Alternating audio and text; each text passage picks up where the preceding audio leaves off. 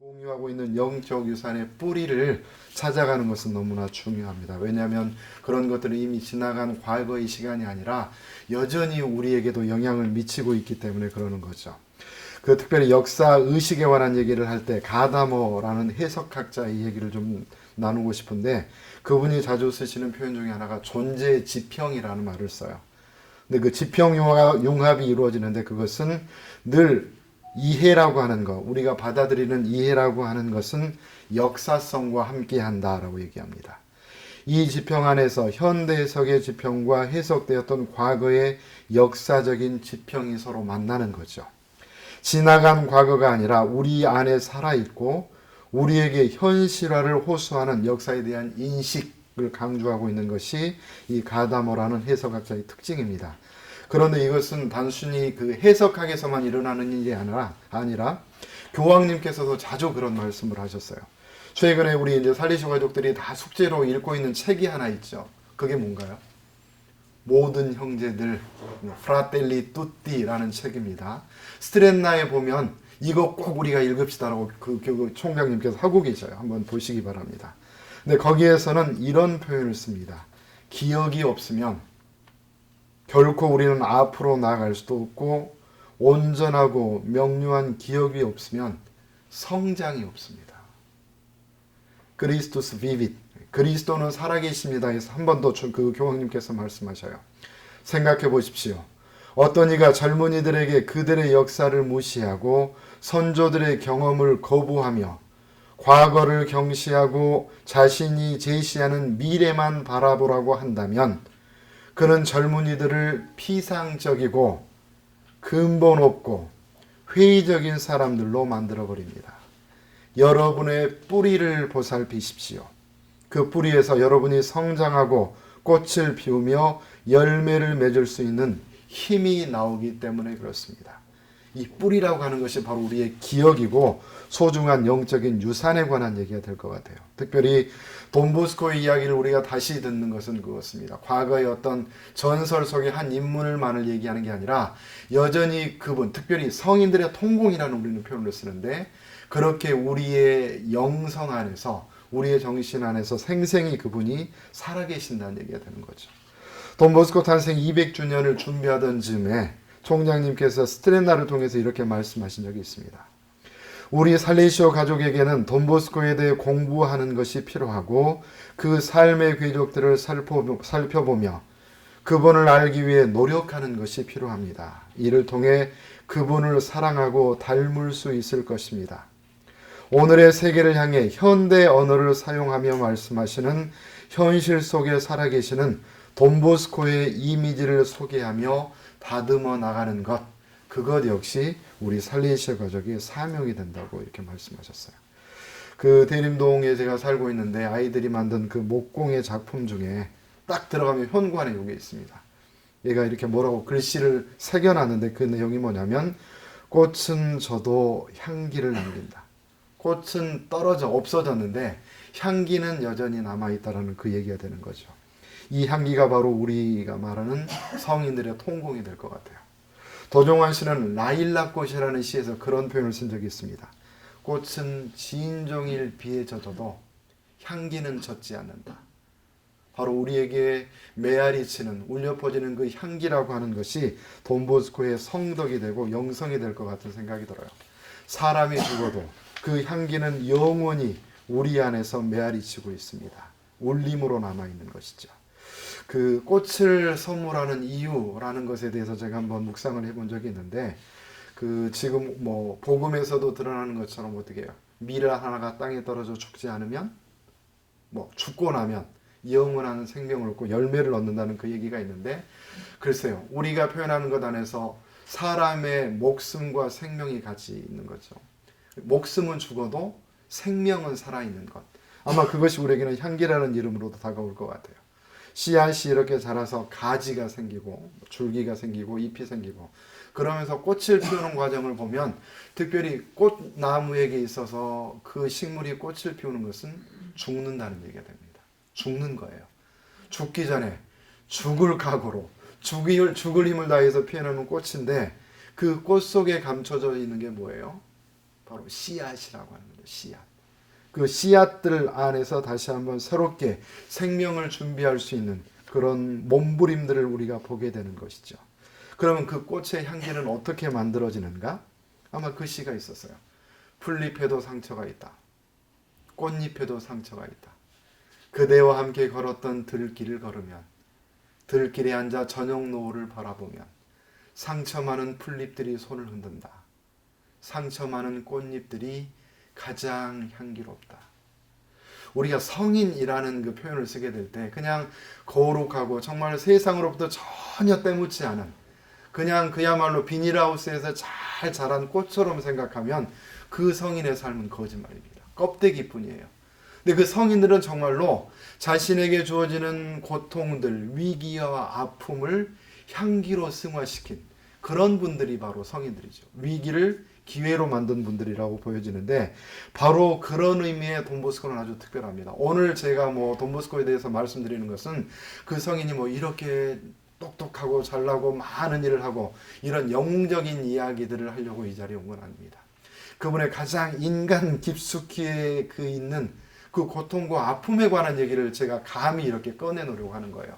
그리고 그분이 그것을 어떻게 승화시켰는가, 그리고 어떻게 향기로 만들어냈는지 그것을 한번 바라보고 싶은 마음입니다. 2021년 살레시오 가족 생활지표 다 아시는 것처럼 희망으로 인도되옵니다. 그런데 거기에 보면 돈보스코의 일생을 이렇게 가만히 바라볼 수 있도록 도와주시는 거예요. 그리고 그 삶 자체가, 성소 자체가 뿌리 깊은 나무였다라고 이렇게 얘기를 하시는 거죠. 그 부분을 잠깐 인용해 보겠습니다. 요한 보스코는 어린 시절부터 아버지 없이 어려움과 굶주림을 견뎌야 했습니다.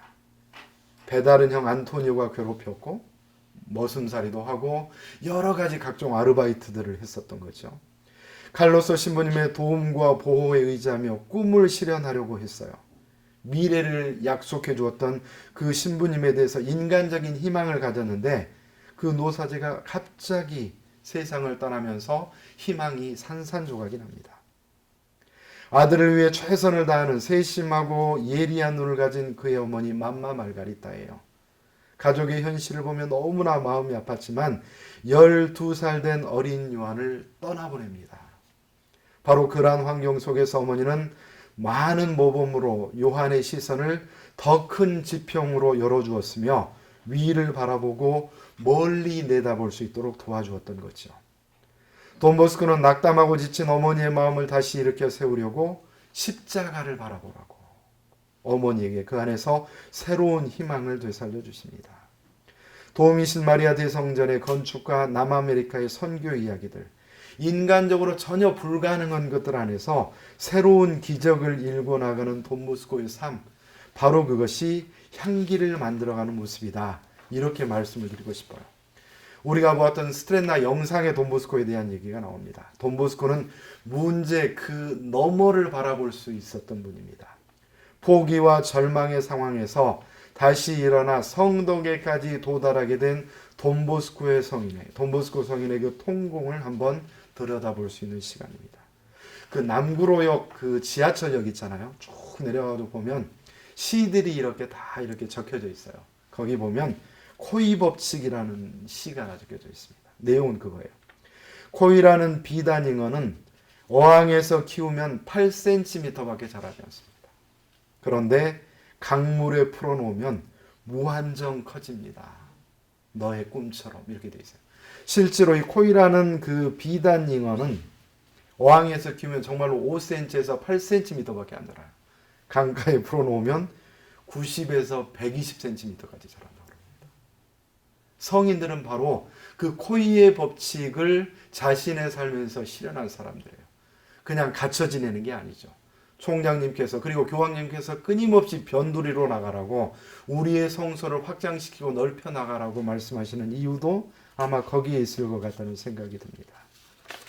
자, 돈보스코의 생애와 영성이에요. 아주 단순하게 말씀드리면 우리 아이보스코넷에 나와 있는 그 얘기입니다. 그래도 우리가 처음 이제 양성학교를 시작하는 분들이 있으니까 그 내용을 제가 가감없이 한번 읽어드리고 시작을 하고 싶어요. 돈보스코의 별명들입니다. 청소년의 아버지, 노동자들의 아버지, 활동하는 관상가, 하느님의 사람, 보이지 않는 하느님을 보는 듯 살았던 성인입니다. 1815년 8월 16일 이탈리아 카스텔로보 아스티에서 태어난 요한은 복음 메시지에 따른 삶과 신앙 속에서 어머니의 교육을 받았다. 겨우 9살 때의 꿈속에서 청소년 교육에 헌신하라는 부르심을 받았다. 소년 시절 그는 일과 기도와 종교교육이 곁들인 오락으로 또 또래들을 즐겁게 해주기도 하였다. 사제가 되자 담미 아니마스 세테라 똘레를 삶의 계획으로 선택했으며 성 프란치스코 살레시오를 주보로 모신 오라토리오를 설립하여 가난한 젊은이들 사이에서 사도직을 시작했다. 이성, 종교, 친절한 사랑에 기초한 교육 방식과 사목 실천, 예방 교육으로 젊은이들을 이끌어 깊이 숙고하고 그리스도와 형제 자매들을 만나며 신앙을 공부하고 사도적, 시민적, 직업적 임무를 다하도록 했다. 성 도미니코 사비오는 그의 활동에 가장 두드러진 성과들을 대표한다. 지칠 줄 모르는 그의 활동과 사업의 효과의 원천은 하느님과의 끊임없는 일치와 그가 자신의 사업 전체의 영감이자 후원자로 여겼던 도미신말에 대한 무한한 신뢰였다. 그는 살레시오 가족들에게 단순하지만 일괄절제라는 말로 요약될 수 있는 활동하는 관상가, 굳건한 그리스도인적인 덕행을 바탕으로 한 수도 생활을 유산으로 남겼다. 지나가다가 1988년 1월 31일에 열린 그의 서거 100주년 기념식에서 교황 요한 바오로 2세는 그를 청소년의 아버지요 스승으로 선포했다. 이게 정답입니다. 우리가 오늘 성 요한 보스코의 생애와 영성인데 이 인터넷 검색해 보면 요것이 전부예요. 그러면 이분이 이런 생애와 영성을 사셨다? 요걸 딱 써서 나오면 100점 맞을까요? 근데 우리에게 중요한 건 그게 아니라는 거죠. 그분 안에 있는 인간적인 고뇌들, 그 다음에 성인이 겪으셔야 했던 그 여러 가지 신앙의 나그네길을 우리가 다시 한번 되돌아보면서 그것을 우리의 성소요정과, 특별히 협력자로서 살아가는 우리의 성소요정과 한번 함께 들여다보는 것이 이 시간의 의미다라는 생각이 들어요. 협력자 양성학교 내내 우리는 돈보스코 성인에 대한 얘기를 듣게 될 겁니다. 그래서 오늘 시작하는 이 마당에서는 많은 이야기들 중에 돈보스코의 성소 이야기를 좀 해보려고 해요. 성소 이야기입니다. 성경이라는 말을 제가 그렇게 한번 소개를 드린 적이 있고 지금은 프란치스코 교황님이 너무 이 말씀을 자주 쓰셔요. 성경이란 러브 스토리다. 사랑 이야기라고 하는 거죠. 이스라엘 백성이 혹은 예언자들이 성도들이 계속 하느님과의 관계를 맺어가는, 무엇보다도 먼저 하느님께서 먼저 다가오시는 거예요. 그것에 대해서 응답한 인간의 역사가 결국 성경이라고 말씀을 드릴 수 있는데, 그렇다면 우리 각자가 써가는 내 성소 이야기들, 그게 이미 살아있는 성경입니다. 하늘에 기록되는 책이라고 감히 말씀을 드리고 싶어요. 자, 그러면 교황님의 살아있는 목소리를 좀 듣겠습니다. 그리스도는 살아계십니다에 나오는 그 내용들이에요. 부르심은 하느님께서 우리에게 베푸시는 구원, 그리고 우리 개개인의 이야기들로 엮여진 한편의 사랑 이야기의 일부가 되라는 초대입니다. 열정을 찾고 있습니까? 사랑에 빠지십시오. 여러분이 사랑에 빠지면 그 사랑의 상대가 여러분의 생각을 사로잡고 모든 것에 영향을 미칠 것입니다. 이는 아침에 잠자리에서 일어나게 만드는 활력소가 되고, 저녁 시간에 무엇을 할지, 또 주말을 어떻게 보낼지를 결정하며 독서의 취향과 지적 관심의 방향을 좌우하고 마음을 아프게 하기도 하고 기쁨과 감사로 벅차오르게 하기도 할 것입니다. 사랑에 빠지십시오. 사랑 안에 머무십시오. 그러면 그 사랑이 모든 것을 결정할 것입니다. 하느님을 향한 이런 사랑은 삶의 모든 것을 열정적으로 대하게 해줍니다. 지금 이 녹화가 진행되는 시간이 일요일 오후 시간입니다. 그런데도 적지 않은 분들이 지금 이 자리에 함께 계신 거 보니까 이분들은 사랑에 빠지신 분들 같아요. 협력자 성소와 사랑에 빠지신 분들, 여러분들을 환영합니다. 조금 이어서 읽어보면 이겁니다. 주님의 사랑은 우리의 모든 문제점, 부족함, 결점보다 큽니다. 예수님께서는 바로 우리의 문제점, 부족함, 결점을 통해서 사랑 이야기를 쓰고자 하십니다. 예수님께서는 돌아온 방탕한 아들을 껴안아 주셨고 베드로가 예수님을 모른다고 부인한 뒤에도 그를 끌어안아 주셨습니다. 예수님께서는 우리가 넘어질 때마다 늘 언제나 항상 우리를 끌어안으시어 우리가 일어나 다시 우리 발로 설 수 있도록 도와주십니다. 돈보스코의 전기를 읽어보면 정말 멋있고 매력적이에요. 근데 그분이 정말로 문제가 없었는가? 부족한 점이 없었는가? 결점이 없었는지 이것을 제가 오늘 한번 파헤쳐 보도록 하겠습니다. 그래서 그것을 어떻게 극복했는지도 함께 보죠. 돈보스코의 성소 이야기를 시작할 때 저는 1834년으로 돌아가고 싶어요. 어린 요한 보스가 수사학 공부를 끝낼 때 그 나이가 19살입니다. 이제 미래를 위해서 뭔가를 결정해야 될 나이고 우리로 따지면 이제 고3 졸업할 나이에 뭔가를 결정하는 그 시기가 된 거예요. 본인의 성소에 대해서 이렇게 얘기를 합니다. 나는 그 꿈, 이 몇 살 때 꿈입니까? 9살 때 꿈이죠. 그 9살 때 꿈을 믿는다면 나는 사제가 되어야 할 것 같다. 그러나 나로서는 선뜻 마음이 내키지 않는 꿈에 대한 신뢰감. 이거 할머니가 뭐라 그러시죠? 요한보스코 꿈 꾼 거 보고. 꿈은 믿을 것이 못 된다. 안토니오 형은 뭐라 그래요? 네가 막 깡패 두목이 될 모양이다. 맘마 말가리따만 혹시 네가 사제가 될지도 모르겠다. 이렇게 돌아가는 거죠. 근데 이것에 대해서 선뜻 본인도 사제가 되고 싶다는 생각을 하면서도 선뜻 마음이 내키지 않는 꿈에 대한 신뢰감 이게 아직 없어요. 확신이 없는 거죠. 거기다가 덧붙여서 나의 생활 양식과 몇 가지 습관적인 내 마음의 성향, 절대적으로 부족한 사제에게 필요한 덕목 때문에 나는 어떤 결정을 내린다는 것이 참으로 어려웠다. 본인이 가지고 있는 어떤 성향, 본성 이런 것들이 사제가 되기에는 결코 적합하지 않다고 스스로 생각하고 의심을 하고 있었어요. 자, 왜 그런지 좀 보겠습니다. 돈보스코 회상의 첫 10년, 1825년에서 35년까지의 기록을 보면 돈보스코는 고개, 마술, 음악, 노래, 연극, 시암송, 악기 연주, 달리기, 높이뛰기, 나무 타기까지 못하는 게 없어요. 그야말로 그 아이들 또래에서 최고의 영웅이었단 말이에요. 그런데 이런 것들 때문에 자연스럽게 내 안에 뭐가 싹떴다고 얘기를 하냐면 내 마음속에 교만이 깊이 뿌리 내렸다고 어린아이가 고백을 하는 거예요. 남들보다 내가 이런 부분이 너무 똑똑하고 잘났으니까 머리도 좋고 그러니까 나는 너네들보다 훨씬 나라는 교만이 딱 마음에 그 자리 잡게 되고 이런 마음으로 내가 사제가 될 수 있을까라는 생각을 하게 된 거죠. 자, 그 다음 10년입니다. 1835년에서 45년까지. 과거에 내 삶은 사악하지는 않았지만 그렇다고 해도 오락, 게임, 고개 같은 것들에 넘어가 교만하고 방탕했다. 이러한 취미는 일시적인 기쁨만을 주었을 뿐 마음을 충족시켜주는 못했다. 교만하고 방탕했다. 당시의 신학교 분위기는 여전히 그 얀세니즘이죠. 엄격주의가 이렇게 강하게 분위기를 이렇게 휘어잡고 있던데요. 그러니까 돈보스코가 신학교에 들어가서도 매일같이 영성차는 게 어려웠던 거죠. 그만큼 조심스럽고 엄격한 가운데 아주 칙칙하고 어둡고 금욕주의적이고 뭔가 이렇게 팔이 저처럼 이렇게 하면 안 됩니다. 아주 이렇게 말라 비틀어져가지고 코 쓰러질 것 같은 우리 왕신부님 같은 그런 사제들을 원했던 거예요. 그러면 그 당시 사제들, 신학생들의 최고의 롤모델이 누구였어요? 돈보스코의 친구였다가 이렇게 일찍 세상을 떠난 누굽니까? 루이지 고몰로처럼 돼야 되는 거예요. 가파소처럼 뭔가 이렇게 이런 모습이야.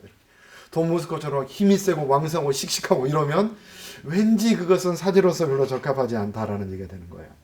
자, 우리가 관심 있게 보는 게 뭐 프란치스칸과 우리가 물론 잘 지내지만 거기에 필적 심리학자 지롤라모 모레띠라는 사람을 돈보스코의 성향이나 본성을 얘기할 때 빠뜨릴 수가 없습니다. 이분은 필적 심리학을 공부하신 분이에요. 그 내용은 뭐냐면 글에 써진 거, 글을 써가는 사람들의 스타일이나 방식이 있었잖아요. 우리 그 양성현님도 너무나 잘 아시는 그 내용인데 그 글을 읽어보면 그 안에서 그 사람의 성향이 보여요. 스타일이 보입니다. 근데 이분이 돈보스코가 쓴 여러 가지 글들을 이렇게 정리를 해보면서 돈보스코의 심리 상태를 이렇게 분석을 해냈어요. 너무 기분 나빠하지는 마십시오. 글에 나타난 돈보스코는 부정직에 지배되는 성향을 가졌고 한 세대를 완전히 절단낼 수 있을 만큼의 구상력이 뛰어나고 차라리 눈을 열어 빛을 보지 않았다면 공익을 위해서 훨씬 더 좋았었을 그런 부류의 사람이었다. 거짓말 잘하고 그 다음에 한 세대를 완전히 절단낼 수 있을 만큼의 구상력, 이 상상력이죠. 그러면서 정말 공익을 위해서 이 세상을 위해서는 태어나지 않았으면 좋았을 그런 히틀러나 무솔리니 같은 그런 성향들을 갖고 있었던 게 돈보스코라고 얘기하는 거예요. 이 굉장히 냉철하게 비판을 하는 겁니다. 그러면서 마지막에 하나 덧붙이는데 주인공은 성적으로 아주 쉽게 접근하는 자질을 가졌다. 여성에 대해서 탁월한 능력을 가진 제비족까지는 아니더라도 이성을 후리는데 특별한 능력을 가졌던 사람이라고 이 지롤라모 모레티가 얘기하는 거예요. 근데 저도 그분에게 공부를 했는데 로마 살레시안 대학에 이 시대 최고의 돈보스코에 대한 전문가라고 하는 분이 바로 알도 지라우도라는 우리 살레시안 교수님이 계십니다. 그분에 대한 에피소드를 얘기하면 제가 이제 그분과 함께 수업을 이렇게 듣고 있었는데 어느 날 기분이 너무 좋으셔가지고 자, 내가 오늘 한턱 쏠게 그러면서 이태리 피자집으로 다 데리고 간 거예요. 그래가지고 마지막 계산할 때가 됐는데 할아버지가 딱 그래서 지갑을 보니까 돈이 턱없이 부족합니다. 자기가 한 번도 밖에 나가서 외식을 하는 사람도 아니었고 이 정도면 되겠지라고 나갔는데 돈이 없어요. 그러니까 좀 황당하고 당황하고 이런 모습이 된 겁니다. 이제 그것을 알고 저희가 이제 돈을 모아가지고 그 과 대표에게 주면서 빨리 갖다 주라고. 그래서 결국은 머리를 극적거리면서 나오셔가지고 이제 그 대문을 이렇게 딱 통과하는데 그 로마의 거기를 보면 그 신부님들이 특별히 이제 아프리카에서 온 신부님들이 이렇게 그 경비 같은 그 역할을 해요. 거기 하룻밤 자고 이제 학비를 받고 그러는 건데 갑자기 이제 그 신부님이 이제 호기심이 발동한 거예요. 너 이거 해가지고 얼마 받아?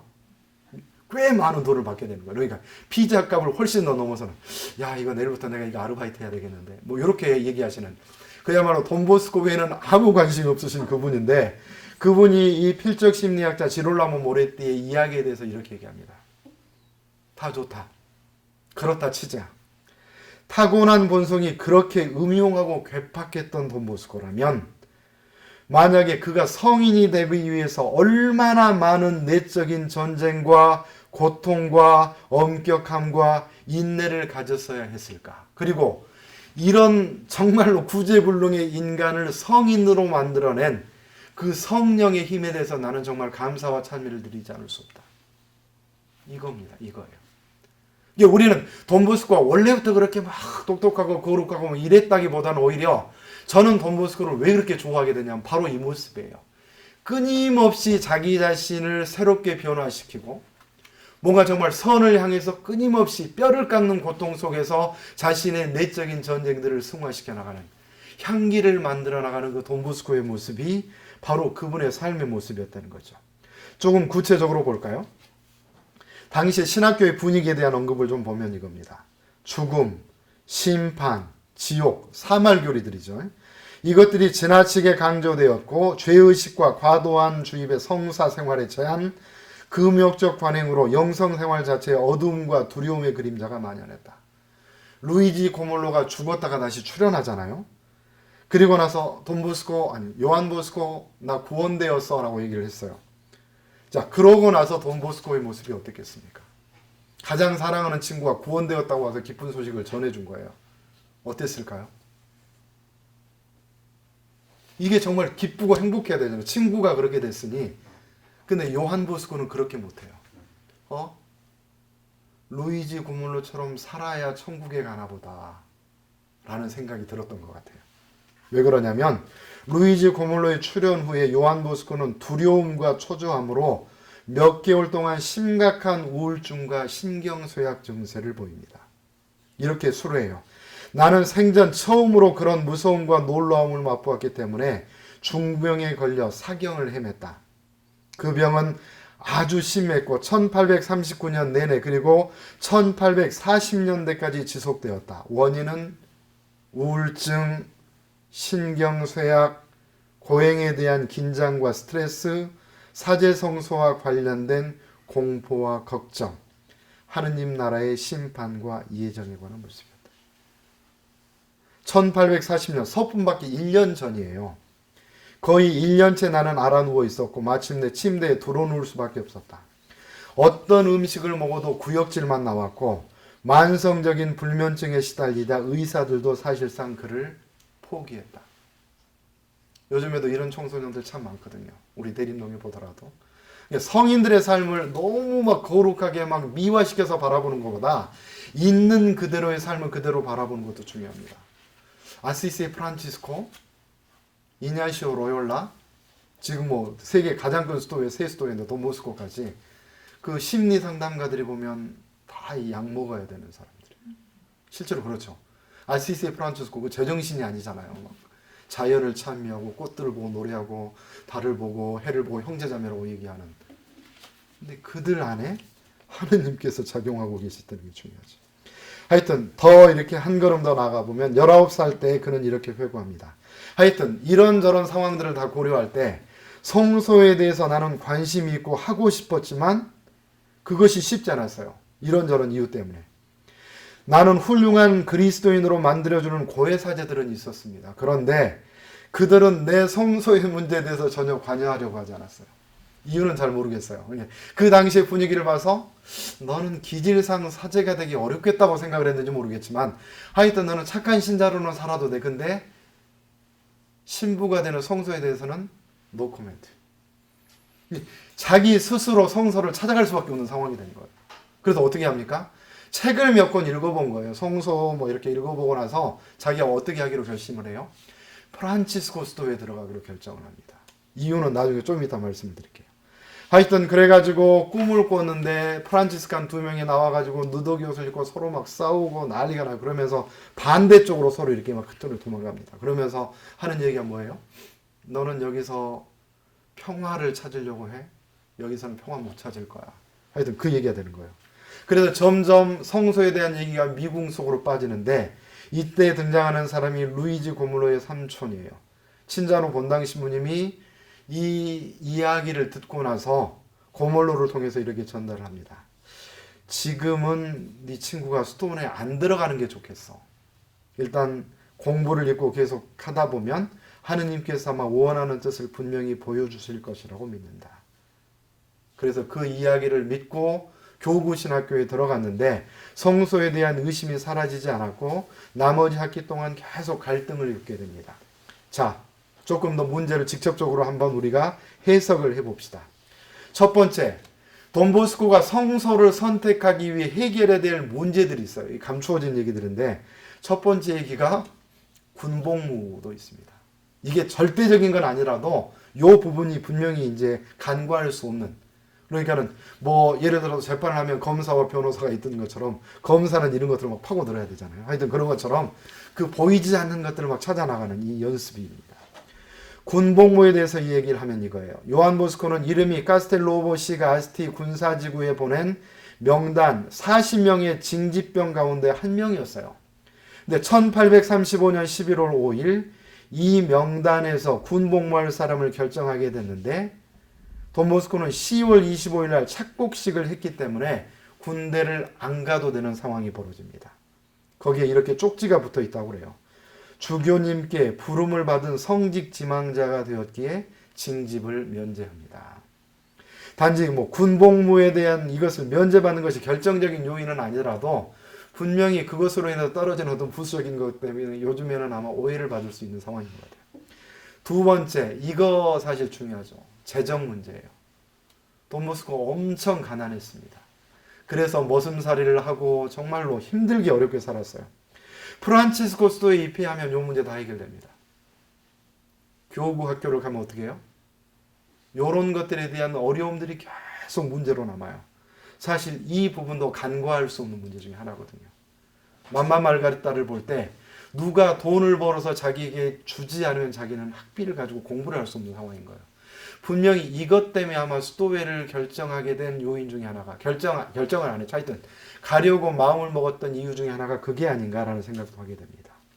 세 번째는 어머니의 미래에 대한 걱정도 빠뜨릴 수가 없어요. 안토니오를 믿을 수가 없습니다. 이때 아마 맘마 말가리타가 이렇게 돈보스코의 마음을 바로잡도록 도와줍니다. 우리 어머니들의 목소리예요. 가장 중요한 것은 네 영혼의 구원이다. 하느님이 가장 우선이시기 때문이다. 나는 걱정하지 마라. 너에게 의지하지도 않고 아무것도 기대하지 않는다. 이것만을 명심해라. 나는 가난하게 태어나 가난하게 살아왔고 가난하게 죽고 싶다. 그리고 무엇보다도 이것만은 분명히 해두고 싶다.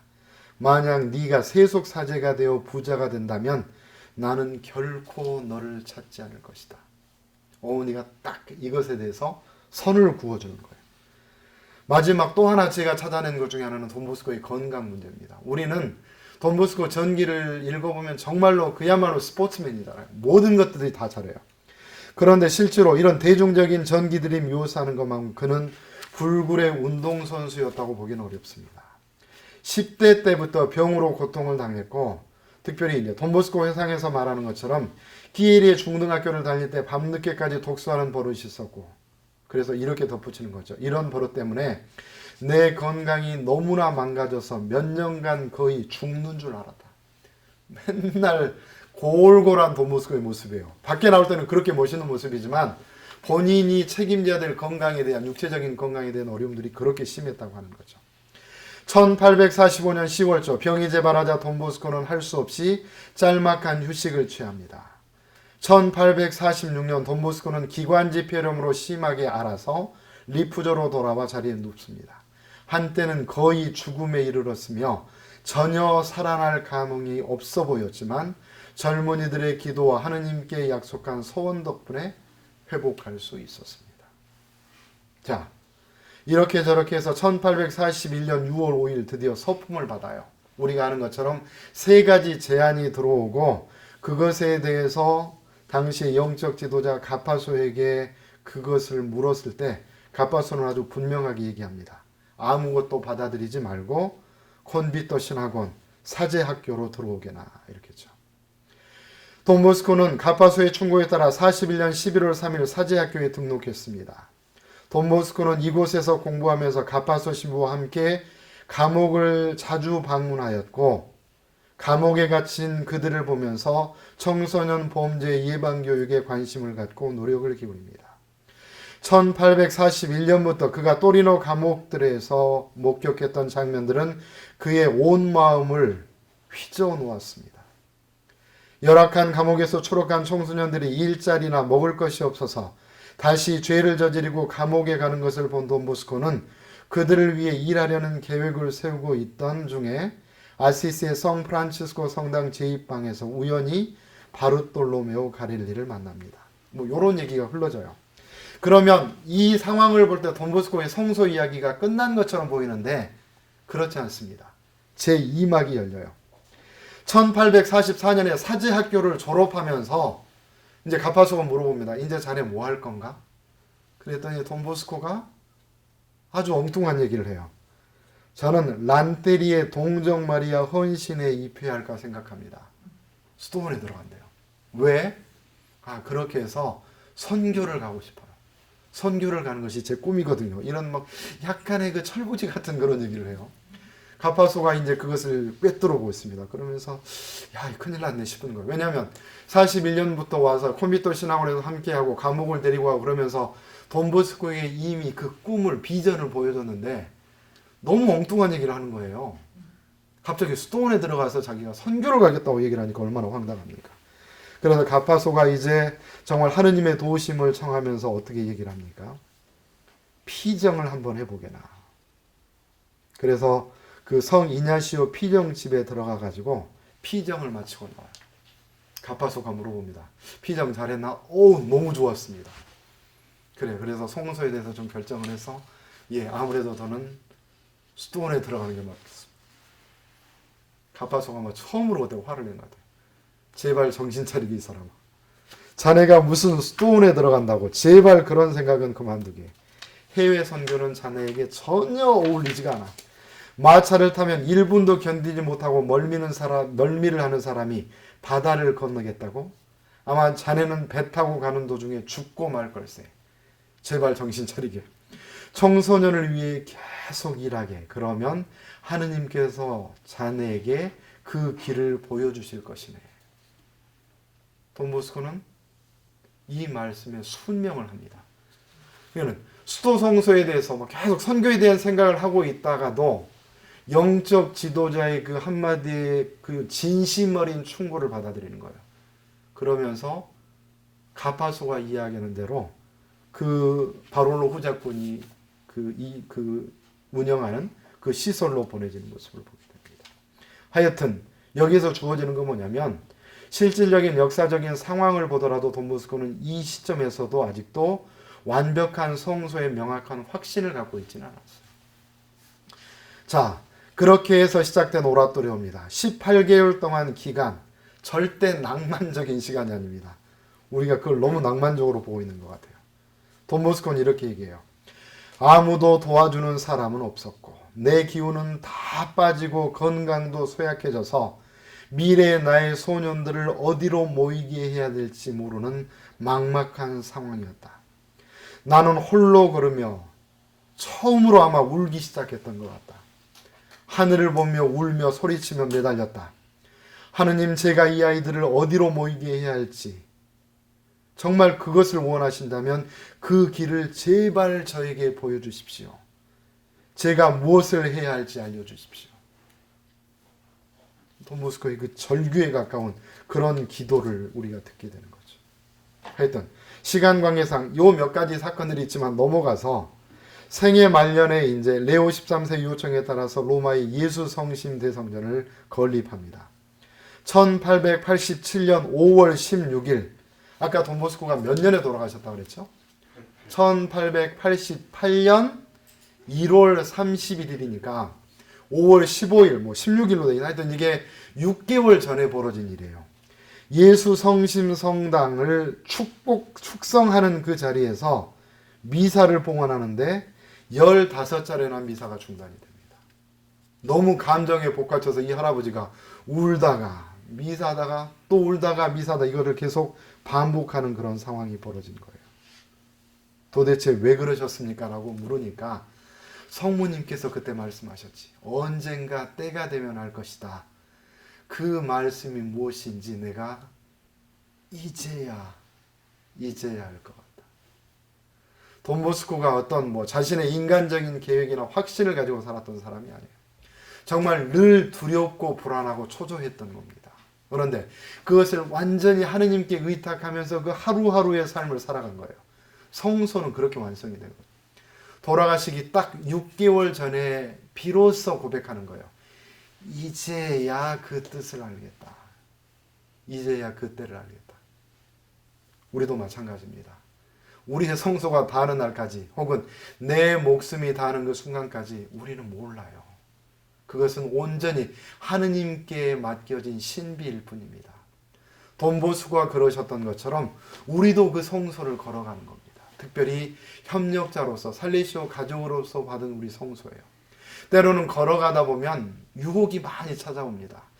이거 내 길이 아닌 것 같기도 하고, 그리고 다른 어떤 신심단체나 교회 활동을 통해서 얼마든지 우리가 더 기쁘고 행복하게 살 수 있고 그것이 더 재밌기도 한 것 같고, 끝날 때까지 끝난 게 아니라는 것이 돈보스코 성소 이야기의 핵심이에요. 자, 이것을 좀 분석해 보겠습니다. 질문 몇 가지인데, 첫 번째, 돈보스코는 자신에 대해서 어떻게 생각하고 있었으며 자신이 원하는 것은 무엇이었는가? 정답을 볼까요? 돈보스코의 이야기로 듣습니다. 그러나 나로서는 선뜻 마음이 내키지 않는 꿈에 대한 신뢰감과 나의 생활 양식과 몇 가지 습관적인 내 마음의 성향, 절대적으로 부족한 사제에게 필요한 덕목 때문에 이 점에 대해서는 어떤 결정을 내리는 것이 지극히 어려웠다. 수도원에 들어가면 훨씬 쉽게 내 영혼을 구하고 평화를 얻을 수 있을 것도 같았다. 그래서 프란치스코회에 들어갈 결심을 하게 되는 거죠. 돈보스코가 성소를 위해 해결해야 될 문제들이 분명히 있었습니다. 아까 말씀드렸던 것처럼 군복무, 재정 문제, 어머니에 대한 걱정들.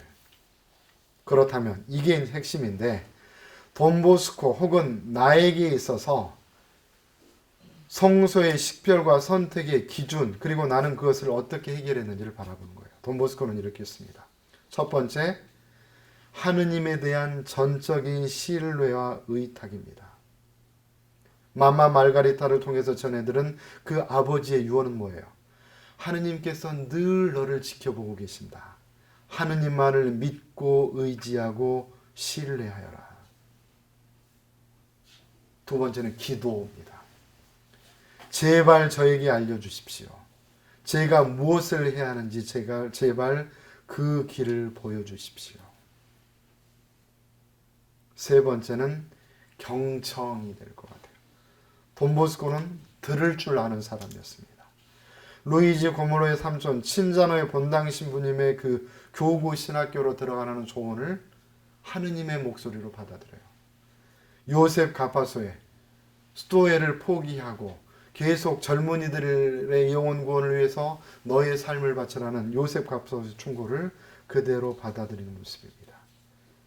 마지막, 인내와 기다림도 기억하시면 좋겠습니다.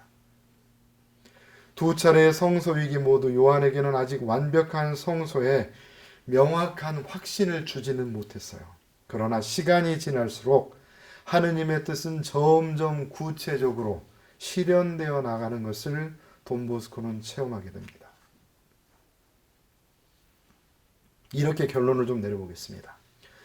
돈보스코는 끊임없이 이어지는 성소 식별 과정에서 여러 시도를 거쳐 점차로 하느님의 섭리 안에서 자기 꿈의 실현에 점점 가까워집니다.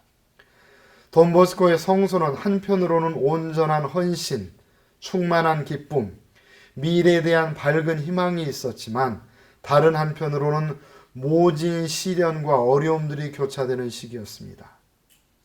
이 모든 과정을 통해 가난하고 버림받고 위험에 처한 젊은이들을 위해 자신의 일생을 바치는 겸손하고 용감하고 인내로운 사람으로 성숙되어 갑니다. 중요한 것은 돈보스코가 한 번도 그런 사건과 시간들 안에서 하느님의 섭리와 현존을 의심하지는 않았다는 것입니다. 때가 되면 모든 것을 이해하게 되리라는 성모님께서 9살 때 꿈에서 하신 그 말씀을 돈보스코는 평생 잊지 않고 있었던 것입니다. 지금 우리 각자에게 주어진 상황들을 한번 잘 들여다보시면 좋겠어요.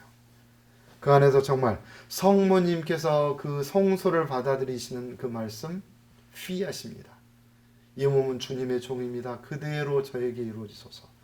우리는 매 순간 기도할 때마다 아멘, 아멘이라고 응답하는데 그 아멘의 뜻이 피앗과 똑같은 말이거든요. 어떤 상황이 벌어지더라도 오로지 하느님께서 나를 이끌어 주시면 거기에 내 모든 것들을 내어 맡기겠다라는 거. 이것이 우리에게 주어진 성소의 모습입니다. 그래서 이런 질문들을 한번 던져보시고 이것에 대해서 기도를 하시면 좋겠어요. 첫 번째, 각자 내가 받은 살레시오 협력자의 성소가 있습니다. 그것을 한번 되돌아보는 시간이 있는데 특별히 서약을 준비하면서 지금 내가 가지고 있는 걸림돌들, 돈보스코가 그랬던 것처럼 그런 어려움들이 무엇이었는지 한번 잘 들여다보시면 좋겠어요. 그리고 그것이 지금 해결되었는지 아니면 해결해가는 과정에 있는지, 또는 앞으로 내가 협력자 성소를 살아가는데 가진 가장 큰 어려움은 무엇인가.